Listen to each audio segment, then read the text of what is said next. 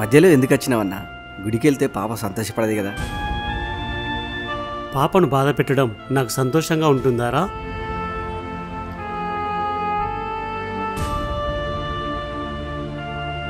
గుడిలో గంట చప్పుడికి పాప గుండె చప్పుడు ఆగిపోతుంది. అందుకే వద్దని ఇంటికి తీసుకొచ్చిన. పాప అలిగిపోయింది కదన్నా. పాప ఎంత అలిగినా కొంతసేపటికి వరకే కదరా, మళ్ళీ నా దగ్గరికే వస్తుంది. అవునన్నా, నువ్వు చేసేదంతా పాప గురించే కదన్నా. అవునరా, మనపై పగోడి కళ్ళు మళ్ళీ పడ్డాయి. ఇక మనను వెతికే కళ్ళు మళ్ళీ పెరుగుతాయి. వాళ్ళ కండ్ల సంఖ్య పెరిగితే మన కత్తుల సంఖ్య పెరుగుతుందన్నా. ఇంతకీ మనల్ని వెతికేదేవాడన్నా? ఇంకెవ్వడ్రా, మన చిరకాల శత్రువు